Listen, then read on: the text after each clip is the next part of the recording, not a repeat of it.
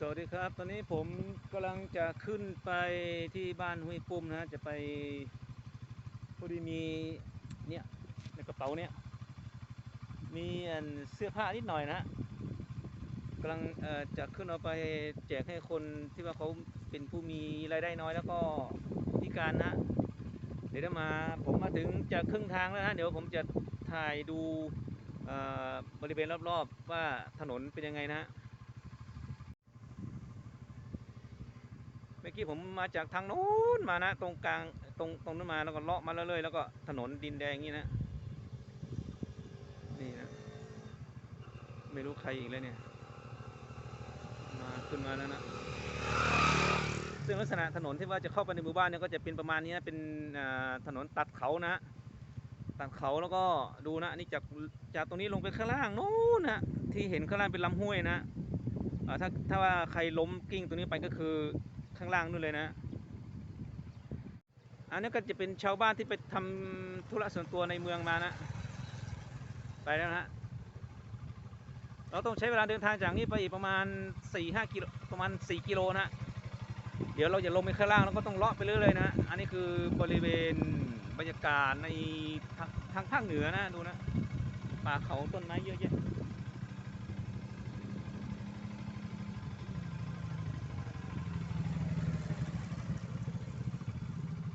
โอเคเดี๋ยวเราก็จะใช้มอเตอร์ไซค์คันนี้นะเพื่อที่ว่าเราจะไปยังเป้าหมายนะโอเคเดี๋ยวเราไปต่อครับผมตรงนู้นนะที่เห็นไกลๆนู้นคือมอเตอร์ไซค์นะกำลังขึ้นเขาไปแล้วนะ เดี๋ยวเราจะลงตรงนี้ไปนะลงไปข้างล่างแล้วก็เราก็จะเลาะตรงลำห้วยตรงนี้แล้วก็จะไปขึ้นตรงมอเตอร์ไซค์ทางโน้นนะฮะอันนี้คือเส้นทางนะเดี๋ยวเราจะตัดถนนสายโน้นตรงโน้นแล้วก็ไปทางโน้นนะไปทางโน้นแล้วก็เราต้องเลาะเราต้องข้ามเขาลูกนี้เข้าไปก่อนจะถึงหมู่บ้านนะฮะตอนนี้ผมมาใกล้จะถึงแล้วนะฮะประมาณสักน่าจะ2 กิโลอันนี้คือเส้นทางที่เราจะมุ่งหน้าเข้าสู่หมู่บ้านนะฮะตรงโน้นนะตรงนี้คือหมู่บ้านนะที่เห็นนี่เป็นหมู่บ้านบริเวณนี้จะเป็นพื้นที่ทำมาหากินเป็นส่วนใหญ่จะเป็นสวนลำไยนะแล้วก็สวนลิ้นจี่แล้วก็มะม่วงนะฮะเดี๋ยวเราจะไปกันนะฮะว่าข้างหน้าเป็นยังไงนะสวัสดีครับตอนนี้ผมมาเดินทางมาถึงแล้วนะฮะเดี๋ยวเราจะเข้าไปดูในบ้านว่าน้องเขาอยู่ที่บ้านไหมนะฮะผมจะเอาเสื้อไปแจกให้น้องเขานะฮะเดี๋ยวเราเข้าไปดูกันนะฮะบ้านหลังนี้นะฮะเมื่อกี้ผมเดินทางมาจากทางโน้นมานะตอนนี้ก็เวลาก็16.333536แล้วเดี๋ยวผมจะพาขึ้นไปดู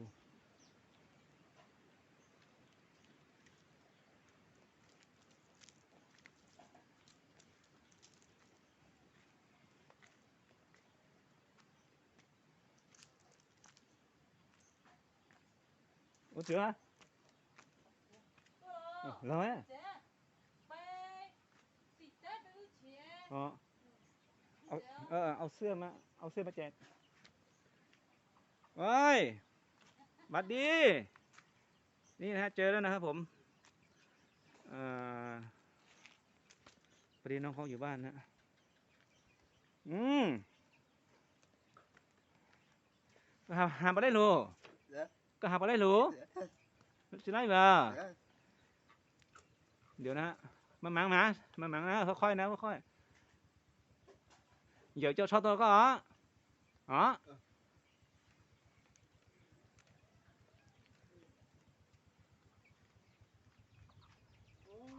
เออ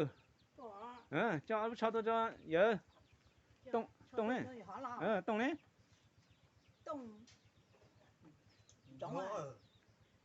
giống giống giống thế nào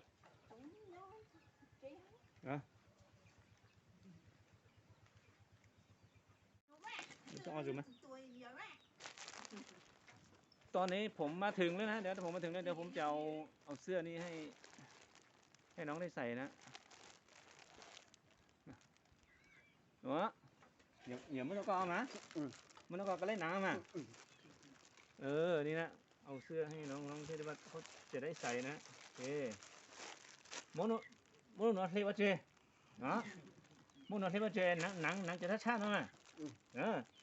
แต่นุ๊กปัว กูมาอยู่อีลูกเชนนู่นแล้วก็กูมาอยู่ลูกแล้วก็นะวิแชร์ตัวนี้ก็ผมเป็นคนซื้อให้นะแต่ว่าระยะเวลาการใช้งานประมาณ3 ปีแล้วเดี๋ยวเริ่มจะพังแล้วเดี๋ยวผมค่อยหาตัวใหม่มาให้นะแต่ว่าต้องรอสถานการณ์โควิดให้ดีกว่านี้สักหน่อยนี่เป็นเสื้อที่ได้รับการสนับสนุนจากเพจเสื้อยืดนำเข้านะนี่ผมมอบให้น้องเขาเพื่อที่เขาจะได้ใส่นะไม่รู้ว่าเทปเจียวหนังเนื้อช่างเหรอหัวเจ้ากันหนังเหรอโอเคไหมเดี๋ยวผมจะทำเอาเสื้อตัวเก่าถอดทิ้งแล้วจะเอาเสื้อตัวใหม่ให้น้องเขาใส่นะโอเค กดต่อวะกูกดเหรอกูกดเลยเดี๋ยวเมื่อก่อนเราเทปเจียวไม่ต้องใส่แล้วอีบลายก็ว่าตาเลยเต้นารูละฮะสิอ๋อใช่เดี๋ยวพาเป็นออกมาเทปเจียว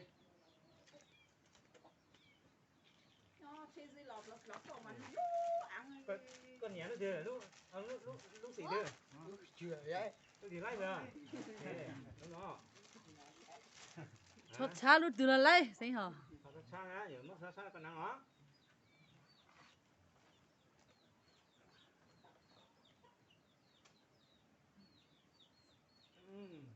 โอเค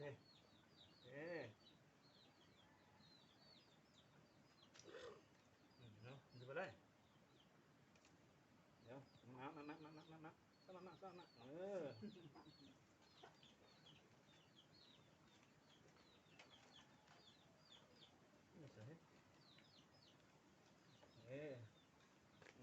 ตัวยืนลูกอังมากแต่มันคงแล้วไปเยอะเลยเลยเหรอ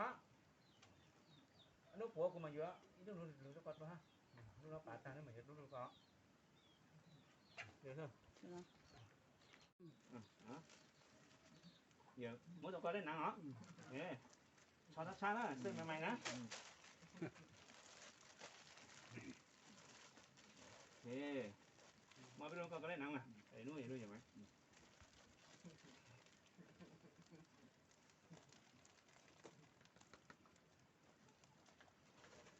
Su, đó.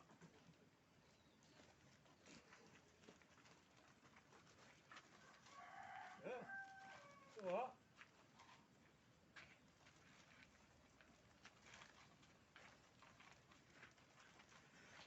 ได้เสื้อใหม่แล้วนะต้องขอบคุณทางเพจเสื้อยืดนำเข้าด้วยนะที่ให้การสนับสนุนนะคนนี้น่าจะเป็นน้องแล้วคนนี้เป็นพี่พิการทางแขนขานะแต่คนนี้เดินได้ส่วนคนนี้ต้องใช้วีลแชร์ในการช่วยเหลือตัวเองนะในโอกาสนี้ก็ต้องขอบคุณทางเพจเสื้อยืดนำเข้าปีนันสูงที่ให้การสนับสนุนตลอดการเดินทางนะโอเคฮะเดี๋ยวเราจะไปต่ออีกสักสองที่เราก็น่าจะเสร็จภารกิจแล้วนะฮะอันนี้ก็คือบ้านเป้าหมายหลังสุดท้ายนะเดี๋ยวเสื้อที่เหลือนะผมจะเอาให้บ้านหลังนี้ไปนะฮะว่ามีลูกหลายคนด้วยแล้วก็เสื้อเขาจะได้แบ่งกันใส่นะฮะในสภาพความเป็นอยู่ของบ้านนะเดี๋ยวเราจะเดินเข้าไปเราจะไปมอบนะ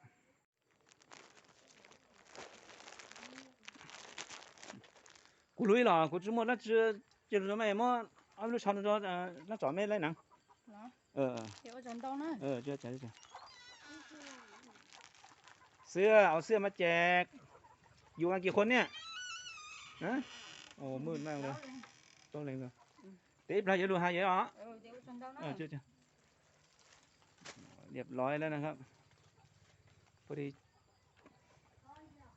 หัวหน้าครอบครัวไม่อยู่ก็เอาให้แฟนเขาไปนะเดี๋ยว2 ตัวจะไปบ้านหลังนู้นโอเคนะสะดุดนิดนึงโอเคหลังนี้เป็นหลังสุดท้ายแล้วนะที่ผมจะเอาเสื้อมาให้วันนี้จะมี2 ภาษานะกูรู้กูจะมาเจอกูมาเอาลูกชาวจะเยอะไม่เล่นนะโอเคอันนู้นกูรู้ว่าจะป้อนตัวกว่าไม่จีน่าไม่จีตัวเลยไม่จีไล่แล้วก็มองลูกเขาจะเยอะไม่เล่นหนังเวลาเต้จ้ากูรู้อีสานเลยกูเจออีสานรู้เลยกว่าจริงไม่จริงเลยมึงฮะเดี๋ยวกูไปอ่ะเด็อันนี้นะไป ไปได้ไปได้ยังข้ามมันจะ